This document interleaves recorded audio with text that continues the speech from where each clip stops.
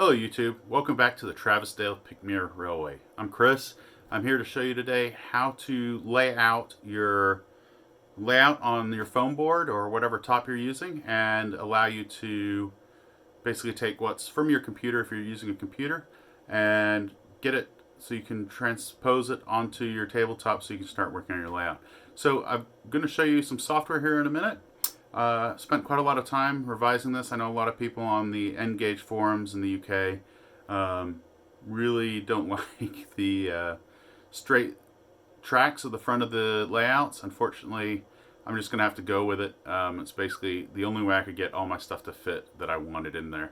And I think I'll be able to make it work. If not, the great thing is this isn't permanent. I can start over at great expense. Anyway, on to the video, and thanks for joining me.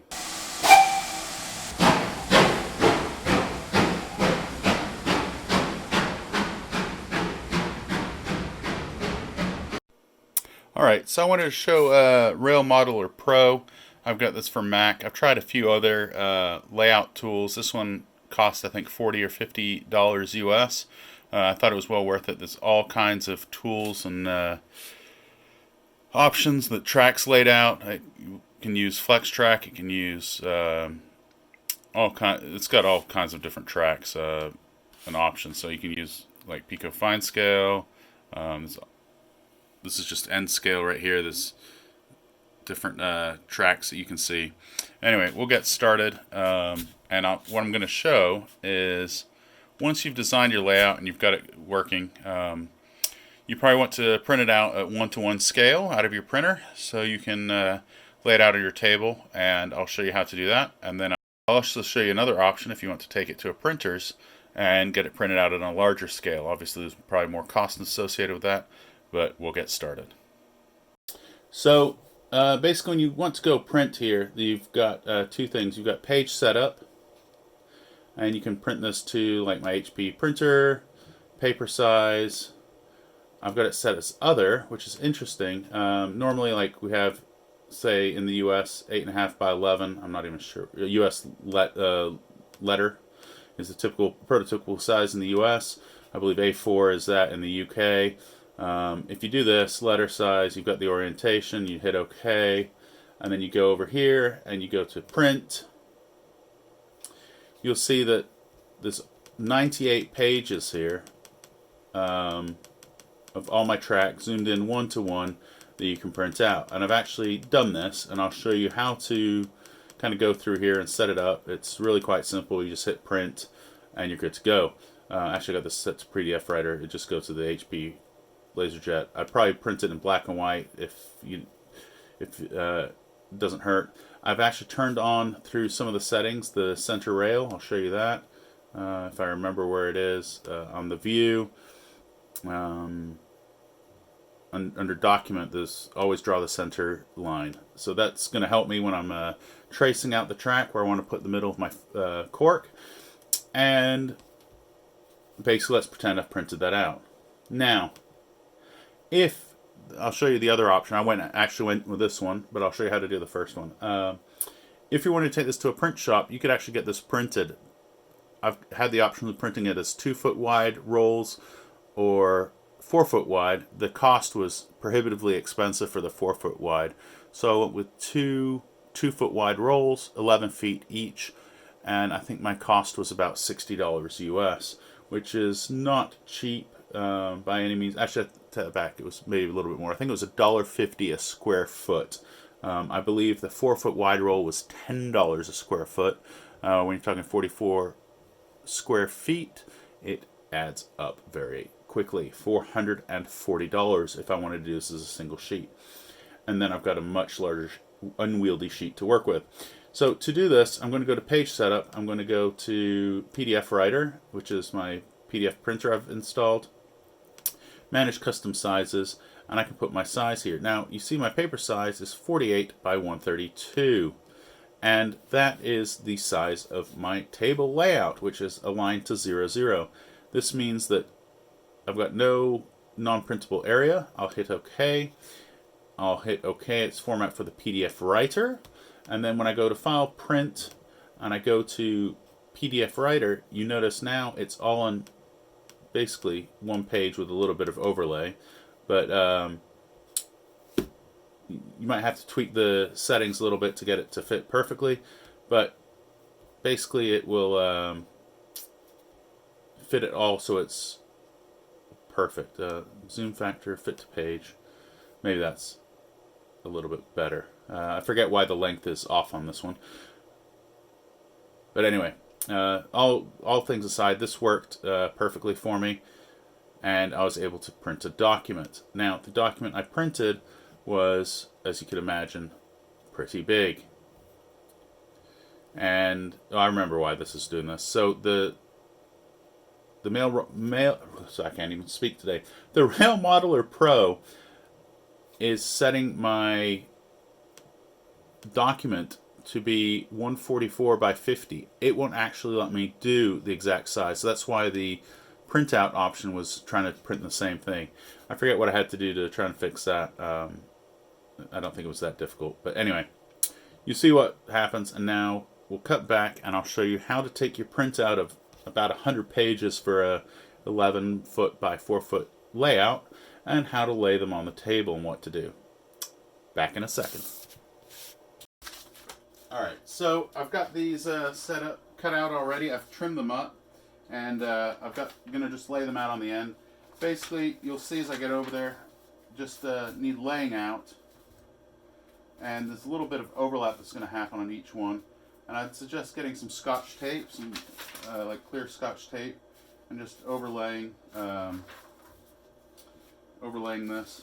I'm just doing this backwards here. There we go. And you can see it coming together pretty quickly already. You'll see it as soon as I get there. Now, trimming this up, getting it right, you know, it's a little time consuming. It's not too bad. Obviously, there's room to make some errors. This isn't going to be absolutely perfect, and as you notice, as I get closer, I didn't have the center line on these. That was my mistake when I printed these. I did not want to waste another 100 sheets of my paper and my toner to get this done. But what I do want to show is, you see this is getting close, and then I basically go to the end. Now, hopefully, let's see if I can get this zoomed in a little bit. What I'm going to use is this fabric roller here. Don't know if you can see that okay. And it's got a bunch of little pins. Now, what happens is, as I want to lay my track down, if I want to lay it here, and I want to take the this turnout, I'll just roll this through the paper on the center line,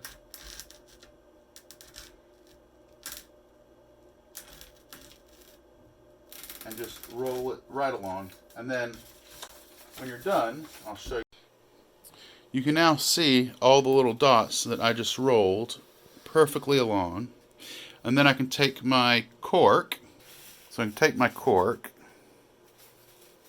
I forget which way this is. I didn't do a very good job cutting my cork, unfortunately.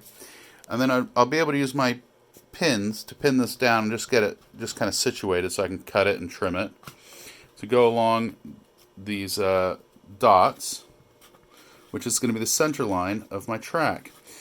Once I'm happy with that, I'll glue it down using some PVA glue, Elmer's glue, just basically white glue, and then I'll be ready to put the track on top of it. So fairly straightforward, but rather a bit of a pain to try and trim up all these sheets of paper and just try to lay it out. Although it's pretty flexible as far as multi-level layouts and being able to move your paper around. So what I have next is a printout that I had done, and I'll show you one half of it. Now, before I get too far along with this marker here, I did want to show one thing. This does have a lot of play in it. I may see if I can make some bushings or something to keep this centered so it doesn't wobble around as much, because that's quite a bit of movement that I'm not going to be able to handle if we're trying to roll this. So I may try printing something out even on my 3D printer. I'll take my micrometer, take some measurements of the screw and the spacing on either side of this and see what I can come up with. And hopefully I can print something out that'll fit, that'll just be kind of little washers on either side that I can use to make this a little bit more exact. I'm guessing there's probably some better ones. You get what you pay for. This was about $10 on Amazon or $7 or something. So there may be better ones that are a little bit more expensive. Haven't found any yet. If you find any, please leave some in the comments below. Thank you. Now, before I get too far along with this marker here, I did want to show one thing. This does have a lot of play in it. I may see if I can make some bushings or something to keep this centered so it doesn't wobble around as much, because that's quite a bit of movement that I'm not going to be able to handle if we're trying to roll this. So I may try printing something out even on my 3D printer. I'll take my micrometer, take some measurements of the screw and the spacing on either side of this and see what I can come up with. And hopefully I can print something out that'll fit, that'll just be kind of little washers on either side that I can use to make this a little bit more exact. I'm guessing there's probably some better ones. You get what you pay for. This was about $10 on Amazon or $7 or something. So there may be better ones that are a little bit more expensive. Haven't found any yet. If you find any, please leave some in the comments below. Okay, so I need a little bit of something to weigh this down. I'm just going to take a water bottle with some water in it. Probably not a great idea, but this is a 11 foot by 2 foot section. And the great thing is, it just rolls right on out. I'm not going to roll it all the way across because I've got my camera tripod on the table here, but you see how easy this is to roll out. Now I can use some push pins to keep this down. Let's see, kind of show you some push pins. So these little T-pins. And actually I have made the first mistake, which is my layout is backwards. But that's rather embarrassing, but I'm not one to shy away from mistakes. It's a good thing I caught this first before marking up the table. Now, my other one here must be the correct one, so give me a second and I will get this laid out. Okay, and I am back. So, got the layout in the right spot, and as you can see, I've got the center line. I don't know if you can tell too well. I'll zoom in here in a minute on all the tracks here. Now it's pretty busy, but it'll make it really nice to transfer this. Now, one of the things I do have, or should have, is a straight edge metal ruler, and this can make it a little easier probably to do your markings. So if I wanted to mark the center rail here, let's see if I can show it back here a bit. I can just run this along the center line, and I'm going to have a nice clean set of dots. Now, what this ends up looking like, I'll show you here. Let that roll itself up.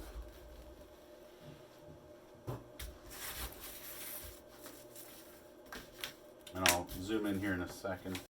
Alright, so as you can see, I've got the straight dots that I just put down. And all I need to do is put my cork up alongside these dots. I'll just go to there. And once I'm happy with it, I can then just take some push pins out, put it into the cork, into the foam,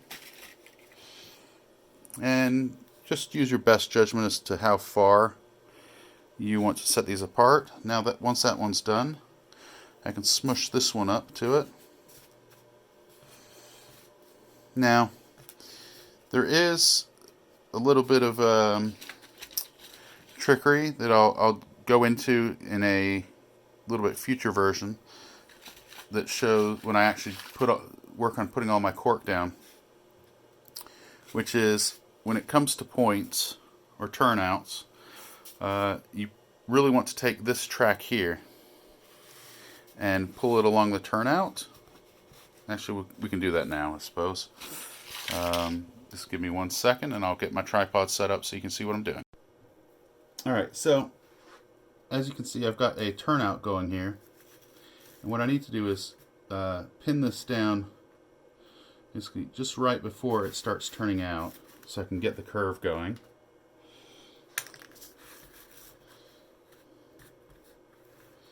And then try to follow the curve as close as possible with some pins. Might take a few extra ones.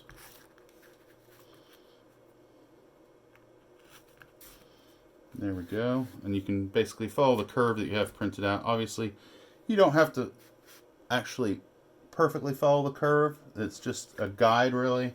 Depends on how perfect you kind of want to make this. So now that you have this done, what you can do is take some of your cork. We've got another piece here. And what you'll want to do is take your other piece of cork that's cut, and you want to cut it into a V at the end. Now I'm not going to do this right now. I'll do this on another video. This is just kind of showing you how it would be done. And then once you can cut this, what the heck, I'll do it anyway. So one of the other tools I didn't share with you was basically having a sharp utility knife like this. And let's get this over the train here. Now, what I need to do is make a nice straight cut. It kind of goes from here all the way across. And let's see. I'll be right back from my cutting board. Now, I should have probably used a marker or something to mark this out because I can't see any cut lines on this, which is, I suppose, alright. This is me kind of learning as I go based on the videos I've seen on YouTube and such. So, if I do this, there we go, and I'll cut this off real quick.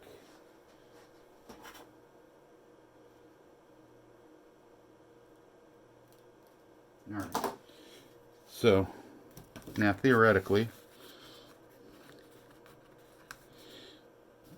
not quite perfect, but you can see that this now fits in quite nicely into the groove here. Obviously I've got a little bit of space on the points. I don't think that should be too big of an issue. I could have done a little bit better job trimming this out and getting it a little bit thinner. But yeah, so now all I need to do for the other piece, assuming I've got it handy, would be taking this, pulling this along, and then basically making a similar cut like this. Now I'm just being pretty loosey-goosey with this, but you can spend as much time or as much measurement as you like on this. And I just ripped my cork, unfortunately. So I'd make sure that when you're cutting your cork, A, use a sharp razor, and B, hold either side of it. Don't try and tug on it. So if we put this here, you'll see that lines up pretty nicely. So we can pin that down, and now we've got a nice little turnout. So that's basically the start of what I'll do. Once this is marked out, I will glue it down, and we'll go from there. And once it's I've got the cork laid down, means that I should be able to start drilling some holes through the table and getting some wiring done. So hopefully that'll be in another video pretty quickly, but hopefully you appreciate the tips for laying out your track using the printer or going to a print company. So, hopefully this was helpful. It'd be great if you could subscribe, hit the little bell so you get notified on future videos. Hopefully I'll be able to do these about once a week or so, assuming I'm not traveling, and you'll be able to follow along and hopefully learn something and learn from my mistakes most importantly. Till next time, thanks.